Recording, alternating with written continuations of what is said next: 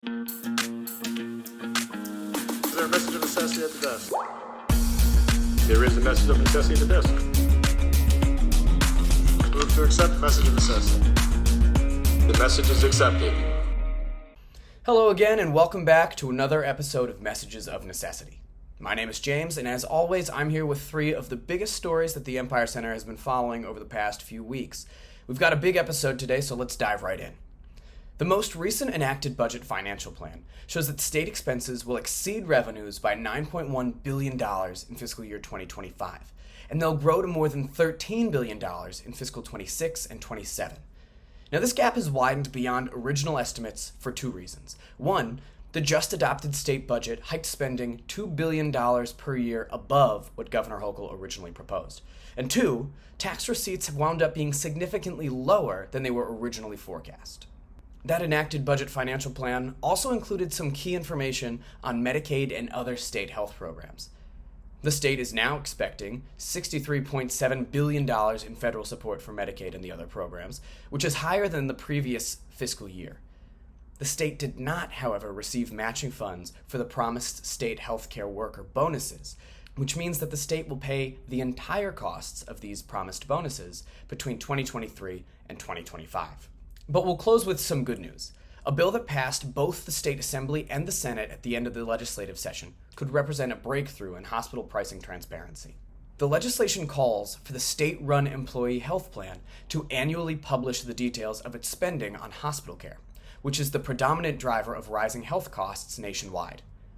Now, this report will document the prices that individual hospitals charge for various services, which is basic information that consumers and policymakers need, but is often hidden from public view. So there it is, three of the big stories these past 2 weeks. Now I'll turn it over to Tim Hoefer with an exciting interview with U.S. Representative Nicole Malliotakis. All right, this is Messages of Necessity. I'm Tim Hoefer, and today we're joined by Congresswoman Nicole Malliotakis. Congresswoman, in her second term in Congress, represents Staten Island and parts of southern Brooklyn. But before Washington, she served 5 terms in the New York State Assembly, which makes her an interesting catch for today's episode as we talk about the state and the Fed's reactions to COVID, what we have to learn and what we have to do. Congresswoman, thanks so much for joining us. It's great to be with you. Thanks for having me. So a few weeks ago, I had the pleasure to watch, and you were there to question some experts around the state's response, specifically certain orders given by the former governor here in New York, and the reaction to different aspects of the COVID-19 pandemic, really thinking about that March of 2020 time. That was at a special, I think I've got this right, a special meeting of the Congressional Select Subcommittee focused on the pandemic response in states. And then there are others happening. You just said that there's one tomorrow, and there have been others where lots of people have sort of weighed in on what's happened. The feds have done a lot on this. What's the goal for these hearings from your perspective? Well, the goal is to learn from what occurred over the last few years. Number one, to ensure that we prevent another pandemic in the future. Number two, if another pandemic does occur, we'll be better prepared. And so sort of looking at this from a holistic viewpoint, but also digging deep into some of the policies that were put in place by states, by federal government, to see what can be improved for the future. I think we can learn a lot from this. Obviously, the pandemic came out of nowhere, and we didn't expect something like this to just happen. And whether it's just making sure we have the supply chain, making sure that we have a stockpile for goods, making sure that we have smart policies in place, the CDC guidelines, all of that in a way that helps move the country along throughout a crisis of that magnitude. But I think the other thing is to really prevent it from happening. In order to prevent it from happening, we need to know how it started, where it started, who was involved in it, and how it was unleashed on the world. I think one of the things that we've been digging deep into in this year that we hadn't done over the last 2 years when we were in the minority is the origins of the virus. We uncovered a lot of interesting things at our first hearing. We, had somebody testify before us that basically they were saying that the U.S. was looking at ways of doing gain of function research as well, that some funding had gone to that. But all of the evidence really pointed to the Wuhan lab. And that's the distinction. For so long, we were being told that this was done in a natural origin way, that this was animals that transmitted this virus. It turns out that mounting evidence shows otherwise, that it was actually manufactured in the Wuhan lab. And then the question becomes, did any of our tax dollars have a role in that? Because we know that some of U.S. tax dollars were given to the EcoHealth Alliance from NIH and then was given to the Wuhan lab. So it begs a lot of questions that we have to make sure that this never happens. And that would mean prohibiting that type of funding, number one, to the Wuhan lab in the future, but also question whether we should be involved in gain function, particularly at a place where we would think there would be subpar conditions and other things. So, that investigation is slowly unraveling, but I think it really does, at this point, show that it was manufactured in a lab versus that original natural origin, which so many, including Dr. Fauci and others, had been, insisting that was the case. So there's a lot to unpack there, as you already know. So primarily, I think what really I find fascinating about this is the idea that we want to bring all of this out in the open. And so whether it's where it came from, how it got there, what the involvement of the US and federal or state governments was, what the state's reactions, what the Fed's reactions were, how we handled it, and everything moving forward over the course of the entire lifespan of this thing. And I think you've done a really good job of digging in on let's start by making it open. What happened? Let's get to the bottom of all of these individual pieces. So we appreciate that work.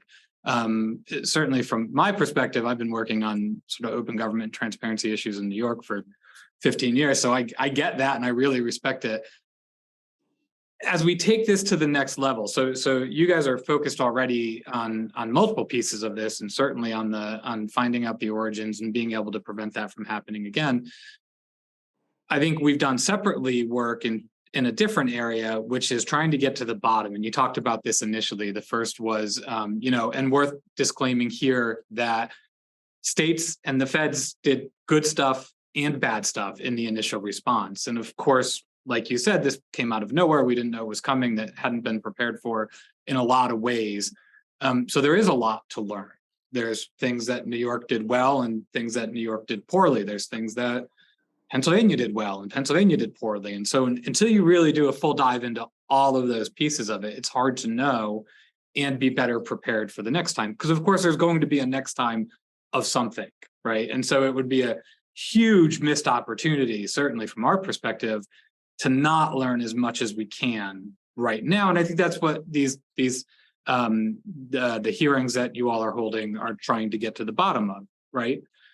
So in thinking about that in the way that the states have responded, and specifically on New York, if you want, what are you finding that surprises you, both good and bad, to this point?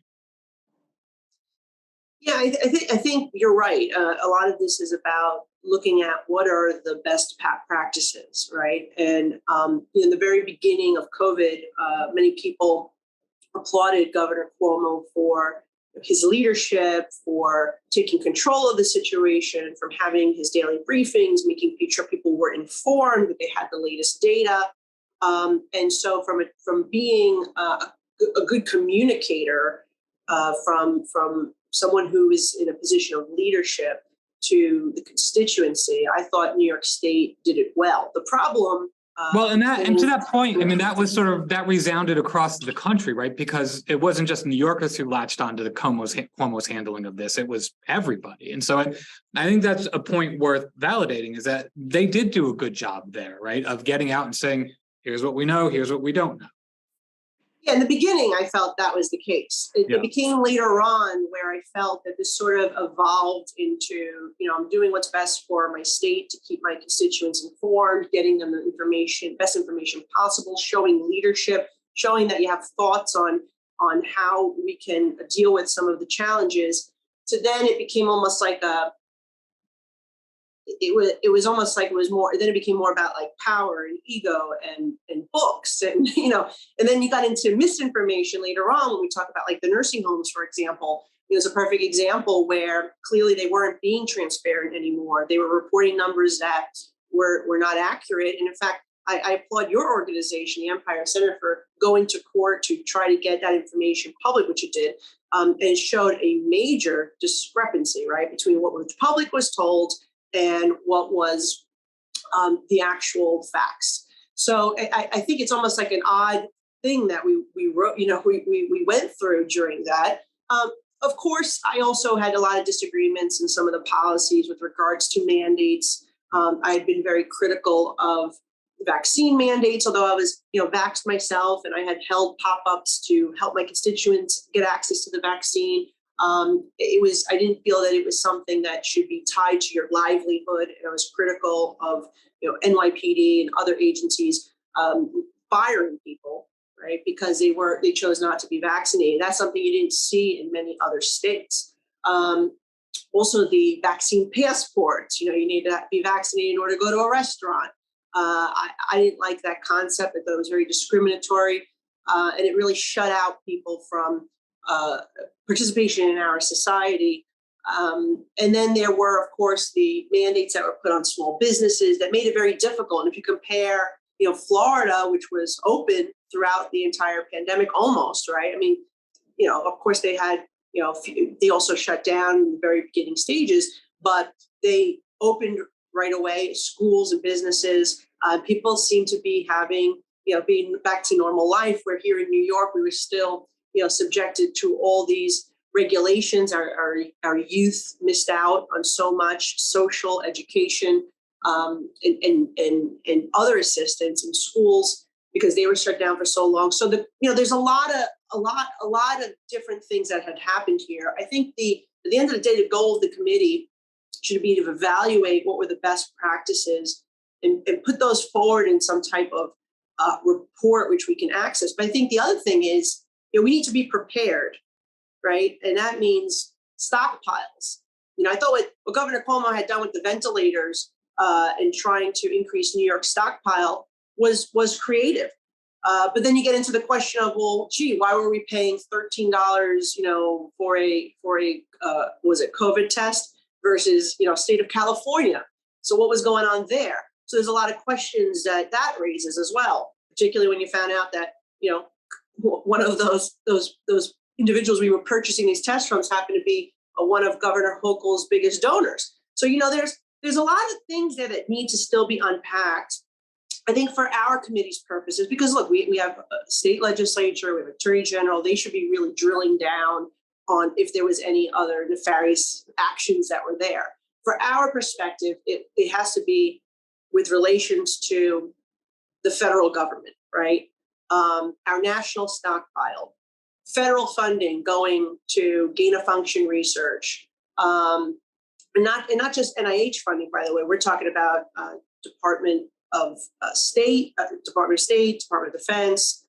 There were other USAID. There are other entities that have come out in our hearings that federal dollars that had most likely went to the Wuhan lab.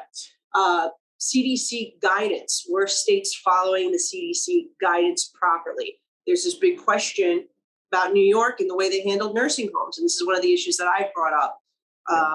The nursing home, and we can go into that more. I'm sure you have questions about that specifically, but it's clear to me that the state did not follow the CDC guidance. They were not supposed to put individuals who are elderly and vulnerable and COVID positive in nursing homes, or people, I should just say, in nursing homes if they were positive with the most vulnerable, without making sure that the nursing home had the ability to care for them, meaning they could quarantine them, separate them. They had PPE. That was one of the big things in New York. We did not have the PPE for the nursing homes. And local guys like me were trying to scrape together boxes of masks and gloves and cleaning supplies and deliver them to those nursing homes because the state had this mandate without giving them the proper tools to allow them to do the job. Well, so there are two things there. I think you've made an important distinction between what you're trying to do with the subcommittee hearings and what the state should be doing, but isn't, right? Is that you're diving in on everything related to the federal government's reaction to this, which includes CDC guidance and how that's implemented at the state level. Peter and Daniel Arbini, who I know you know, were on the show a couple episodes ago, and we heard from their perspective about the nursing home order. And of course, their father tragically died, and they attribute it in part to being in a nursing home for a period of time where he contracted COVID. So yeah, we want to look at those things and not necessarily from a gotcha standpoint, right? This isn't about necessarily pointing fingers. It's about knowing the next time this happens, how did the pieces move on the chessboard that led to this thing happening? Was it nefarious? Was it an accident? Were the guidelines unclear? What were all the pieces of this that we couldn't see in real time, but we can go back now and start looking at? And so you guys are handling that. The state is not, which is interesting. And I said before, Governor Hochul has commissioned a commission to look at this, and it has a tiny budget. It doesn't have subpoena power, and it's not going to do what you and I are talking about, which is really dig in on every piece of this, because A, we deserve the answers, and B, it needs to get done so we don't end up here again. So thinking about your time in the state legislature, what are all the obstacles to getting that done? I mean, there's a bill that was introduced in the Assembly this year. We thought maybe it would get introduced in the Senate this year, but hopefully next year, creating this, like the broader, bigger commission that's going to have the real power. What's blocking that from happening? Because the farther away we get from the emergency, the harder it's going to be to figure these things out. Is it that simple? Yeah, well, look, I think there's obviously a lot of politics probably behind why this bill can't get a sponsor in the Senate, but also why it just can't come up for a vote and be implemented, and why there isn't a commission with teeth put in place. It's interesting, and in being the state legislator, I think that there's always been that challenge of getting transparency, getting data, getting the facts to support changes. I think that still is true, and that is part of the challenge. And then again, you wonder what are they trying to cover up, in a sense? The fact that you have to go to court to fight to get the data for, and I've gone through this myself with the Port Authority when I was trying to sue. I had to sue the Port Authority just to get the data on where our toll money was going. This is the type of thing that government is good at. They always try to hide this information. I've always been somebody who has been a seeker of transparency. I've always supported those types of bills that shine light onto this information, because without having transparency, you don't have accountability. And if all this stuff is sort of being brushed under the rug, the decisions that were made, the conversations that led up to the decisions that were made with regards to the nursing home policy, we need to get to the bottom of that. We have repeatedly asked Governor Cuomo to provide that information. For 2 years, it was, you guys are in the minority in Congress, you have no subpoena power, you don't matter, I don't need to talk to you. Now we are in the majority, we do have subpoena power, and so we are trying again. And we are currently negotiating, hopefully that he will come and testify before our committee, and we will be able to get some of that information. If they continue to stonewall, when you show effectively that they are not complying with these requests, then you can invoke subpoena power. So I think this is, it is unfortunately a time-consuming process. There's a lot of legalities to it. Makes it a little complex and frustrating, quite frankly, because we've been talking about this now this is going on the third year. We can't seem to get the information that we need to see exactly what was done at the state level and at the federal level. And so, it really is it really is frustrating. I don't know what else to say other than It's I really, share the frustrations of the public because this information has to get out there. All right, we owe it to the families, the thousands of families who lost loved ones in those nursing homes, as why even when they had alternatives, right? The Javits Center, the U.S. Comfort Ship, South Beach Psychiatric Center in Staten Island, why, when they had those alternatives set up, they still continued this policy. It makes absolutely no sense. And we need to know the reasons why. I jokingly refer to, I have two teenage sons and I won't out which one it is, but one of them has a bad habit of putting his phone into his pocket every time my wife or I walk into the room. And my response is always, it looks like you're trying to hide something from me. So if you're not doing anything wrong, don't act guilty, which is sort of the same thing you're saying, right? Like if you don't have anything to hide and you think you've acted in an appropriate way, come talk to us about this. Even if you were playing a game of gotcha and you don't have anything to hide, there's nothing to get. There's a lot for us to learn. There's a lot, as you said, to unpack about how this all went down and really looking forward, providing closure certainly for the families, but also being able to prevent something like this from happening again and make sure we have good systems. I know you have to go. We really appreciate the time. Maybe we'll do a follow-up on this again as we get through some of your processes and get some action moving on these things. But in the interim, good luck. Thanks for doing this work. Thanks for joining us, and we'll see you soon. Well, look, I appreciate your time. It's great to be with you. And let's not also forget that Governor Kathy Hoefer made a campaign promise that she was going to provide information. She was going to be transparent. And so that's the other interesting stonewalling we're seeing now post-election. So hopefully she'll respond to our questions. Our committee wrote a letter in May. We're supposed to get that information this month in June. We'll see what happens. But we'll continue to push to get answers for families. All right, and we'll keep paying attention. So more to come on that. Thanks, right. Congresswoman. Thank you. Take care. Welcome back. For this section of the podcast, we are welcoming on Ian Kingsbury, an adjunct fellow at the Empire Center, who recently wrote a report on absenteeism in the state of New York. So, Ian, I'm very excited to talk to you about this today. Give us a little bit of background. Why did you decide this was important to look into? Anecdotally, there's been a lot of concerns raised about the state of student attendance in the wake of COVID. A lot of teachers commenting that students just aren't attending school with the same regularity that they were beforehand. And there's even been, some research reports and data around this confirming as much. And this appears to be a countrywide phenomenon that students are just not attending school at the same regularity that they did before COVID. We knew this was true in New York City, but no one had done any sort of granular data analysis on this. So I wanted to drill down a little bit, look beyond just the baseline numbers that were being reported and get really a better understanding of what's going on the ground. Who are these kids who's missing school and start to understand hopefully how we fix this. Right. So tell us a little bit about what you looked into and what you found. So I was disaggregating results by student characteristics. So things like grade level or the borough that they reside in or their demographic profile. So generally, the pattern is things that were observed about achievement during COVID. That is that the largest negative impacts were in the most disadvantaged groups.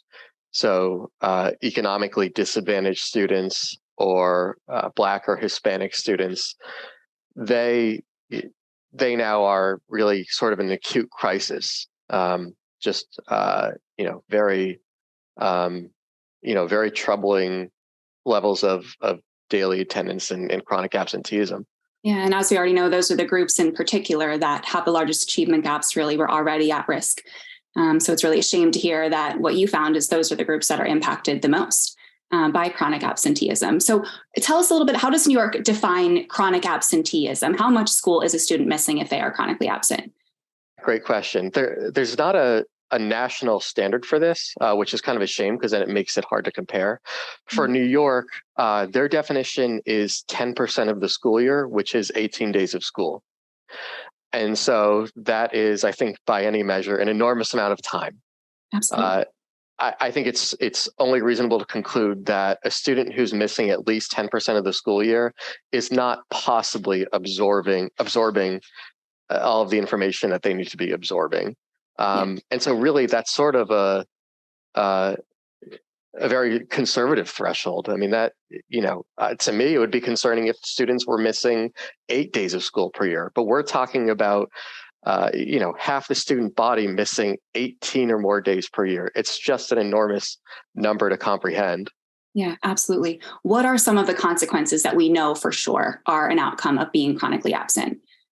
Yeah. So you'll hear a lot of really scary and dramatic numbers thrown out there, like missing X number of days with school is associated with, 2 years of learning loss or something like that.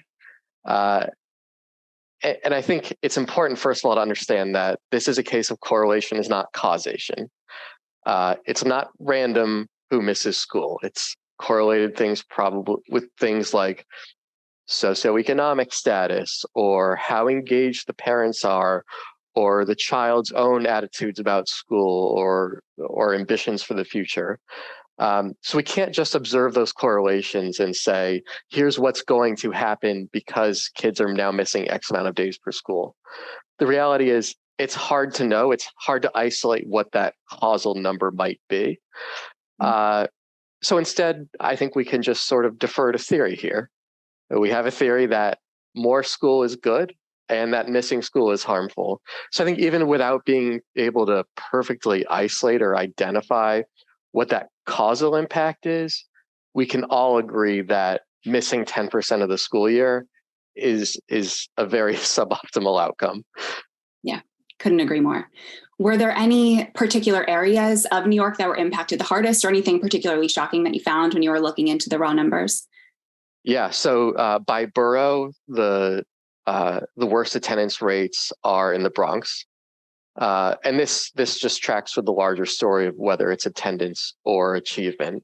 Unfortunately, the worst outcomes we see are in the most socioeconomically depressed areas. So the Bronx was the worst off, but frankly, it's not like any other borough had any reason to be celebrating. They were all still in an acute state of crisis, just to varying degrees.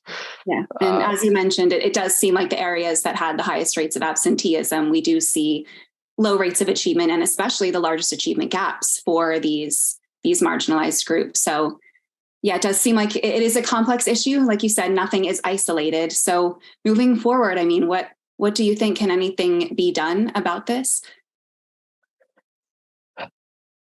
Yeah, good question. I think first we have to sort of acknowledge how we got here, which is that obviously there was some effect of school closures and just normalization of the idea of not coming to school. I think was really harmful. I mean, for many kids, it never registered of like, oh, I could just not go to school. And so that's a very hard thing to unwind. True. There are other issues at play too, I think. One is just obviously safety. It's a major issue in New York City right now. It's a major issue within New York City public schools. You talk about Maslow's hierarchy of needs, right? And, first and foremost, kids do need to feel safe. And if they don't, they might not come to school. So that really needs to be sorted out. Yeah. Yeah, exactly. And then the other thing is expectations and standards. I mean, I think one of the things that we need to look into next is for these students, let's say these students who are in 12th grade who are missing 10% of the school year, how many of them are graduating? Mm-hmm. And I'll guess it's a strong majority. Mm-hmm. So unfortunately, they're just going out into the world, having missed so many days of school. What are they going out into the world with? Exactly. The permission structure is there at this point for them to miss that school and not suffer consequences for it. Yes. At least immediate consequences, right? And so that's, I think those three factors are how we got here. In terms of, how do we fix this moving forward? One, as I alluded to, safety. These Like, these kids need to feel safe coming to school, and that it's going to require greater effort and greater discipline, quite frankly, especially for, for students who are threatening the physical safety of other students. Yeah. And then in terms of standards, this has been, as you well know, and you've been documenting, this is a problem across the board in the city and the state. There are such low standards for student behavior and for student performance that, again, they're practically inviting students to do this. Yeah. It does seem to always come down to the underlying framework, standards, and incentives at play that at the end of the day are either going to benefit or hurt students. Yep. As we see when we really look into the numbers the way that you did. So thank you for diligently looking into this and offering the nuanced perspective here today. I appreciate you taking the time. My pleasure. Thank you. And thank you for listening to this episode of Messages of Necessity. Don't forget to subscribe and like wherever you get your podcasts. For more news and analysis, visit our website and sign up for email updates at empirecenter.org. Follow us on Twitter, Facebook, and LinkedIn at Empire Center.